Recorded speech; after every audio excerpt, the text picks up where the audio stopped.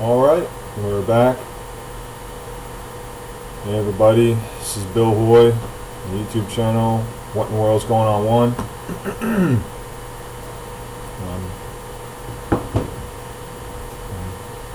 putting out some videos here on my YouTube channel, and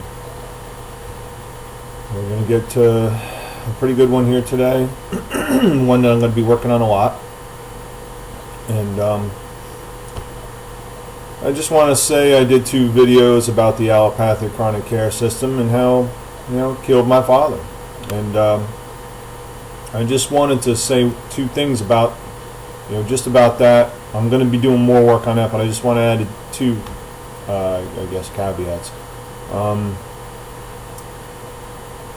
One would be first, I know and understand that these doctors didn't hold a gun to my father and forcefully bring him into the hospital so they could operate him. He went in under, he went in on his own free will. Also, I understand that a lot of my family members and general society, of course, but I understand a lot of my family members either don't have all the information, don't really know exactly what happened, or I also understand that many of my family members, along with pretty much the entire country and the entire world, aren't on a level of consciousness to really truly understand what really happened there. And just wanted to mention that. So I'm sure if they watch it, they might get pissed off, which is not what I'm worried. I'm not worried about that. I just want to make sure that I'm as objective as I can be. Folks, I understand that people are not going to likely not like what I put out here. I'm trying to, but family members and everybody else, listen to this because you want to enlighten up your raise your consciousness. And once again, don't believe anything I say, folks. Always investigate into this. Always investigate. Investigating is the most important thing. Investigating is the most important thing because you have to try to hold off on those initial emotional reactions that we've all been ingrained to react with.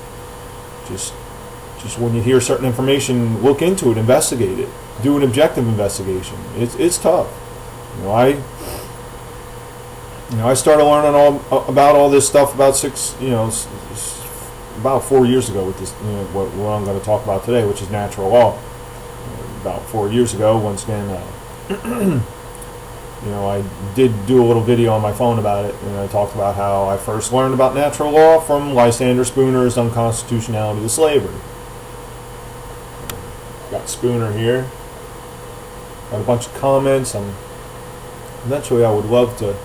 I'm gonna start doing, putting up. I'm gonna start, getting more creative here. But let's see what this one is. You got Spooner here. He says, a man is no less a slave because he is allowed to choose a new master once in a term of years, referring to like presidents or whatever country's ruler there is. And there's a big one. People don't even understand these concepts. But here's: for a government to declare a vice to be a crime, vice like, ingesting a substance into your body, or like having sex and getting paid directly for it. So for a government to declare a vice to be a crime and to punish it as such, it's an attempt to falsify the very nature of things.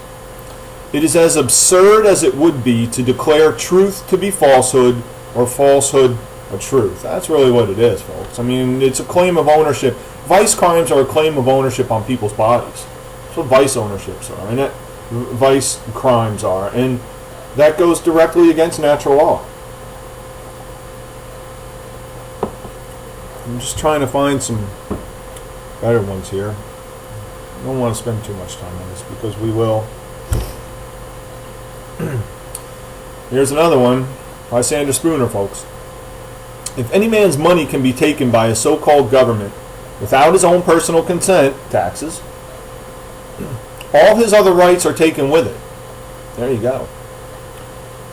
For with his money, the government can and will hire soldiers to stand over him, compel him to submit to its arbitrary will, and kill him if he resists.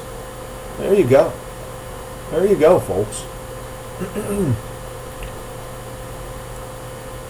Just some good quotes from Lysander Spooner, and I'm not even near done with working on his stuff.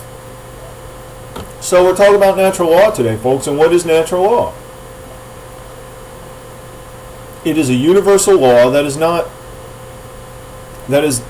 about man's law. It's not about human laws. It's not about human-made laws. And,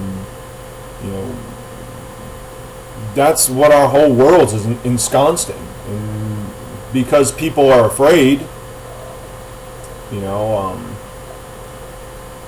talk about fear. That's what human-made laws come from. Human-made laws come from fear. Total fear. Fear of what other people are gonna do to somebody.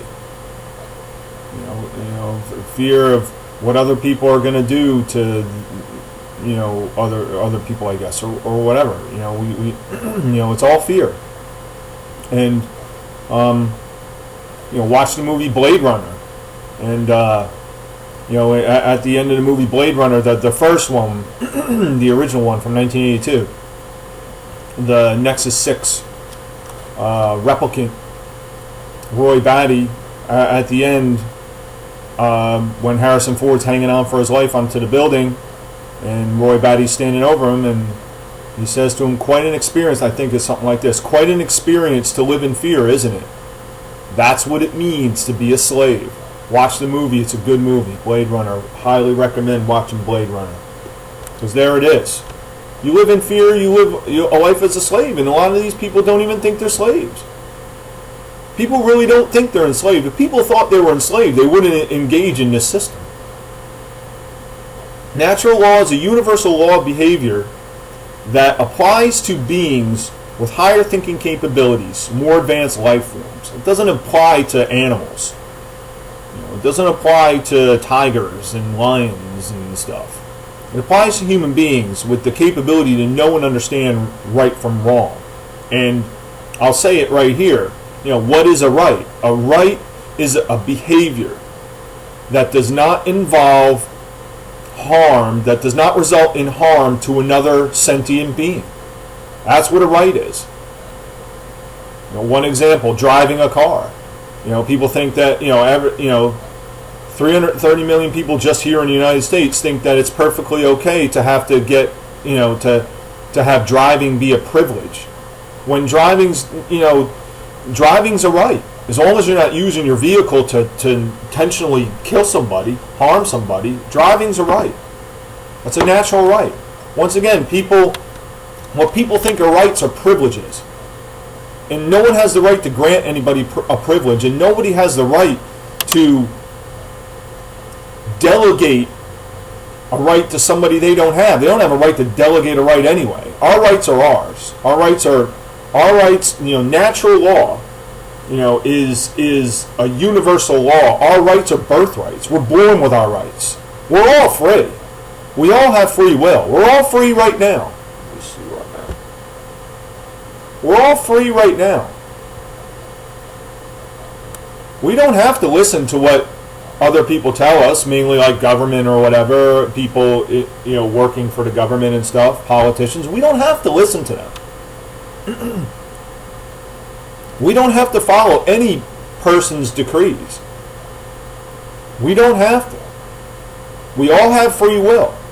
And that's why we're in this state of slavery, because we're using our free will to go against natural law. And natural law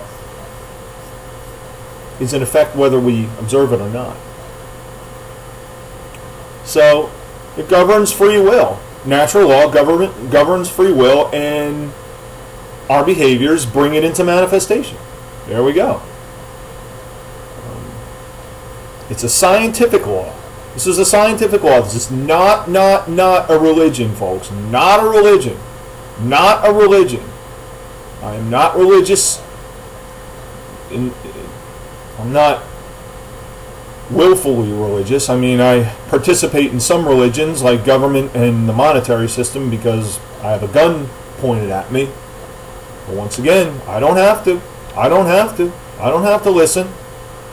And you know what? Bad things, violent things will happen to me. And I could be killed if I don't listen. And maybe there's going to have to come a time, folks, where we're just going to have to face that and be willing to let go of our fears and put our rights as the most important thing in our world over our I mean, right now I would say lives of leisure and over our physical well-being.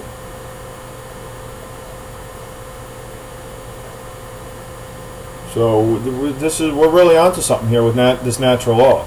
But it's a scientific law of behavior. It's in effect. It's in effect whether we acknowledge it or not.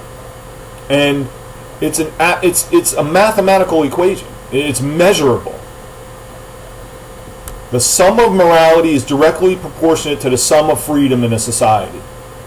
As a society becomes more moral, that society will become more free. As a society becomes less moral, that society will become less free. And folks, this is measurable. This is observable. All you have to do is look at the societies of the past. Look at Nazi Germany. How much morality was going on in that society? How free were those people? Look at the Soviet Union. How much morality was going on in that society? How free were those people? Communist China. China still today. Well, look it up. There's, I don't know if they've been taken offline, but, or censored or whatever. But in China, with this whole coronavirus thing, they're coming to people's homes and just ripping them out of their homes. Ripping people out of their homes, kicking and screaming. And taking them to these quarantine areas. How moral is that? I'll tell you one thing, boy. We Americans here are completely enslaved in our minds, but one thing I pretty much know is you wouldn't be getting that done on a mass scale here in America. You wouldn't be getting that done here on a mass scale. There would be blood in the streets, man. I'll tell you one thing, Americans. This country has gone to shit, but we are the last remaining hope for this entire world, as crazy as that is. I mean, as crazy as that is. This is still really, at least first world-wise, the best country in the world to live in, as screwed up as this country is. As screwed up as Americans are. This is still the best country in the world to live in, and we're the last hope for this world. We're the last hope for this world. How crazy is that? My goodness.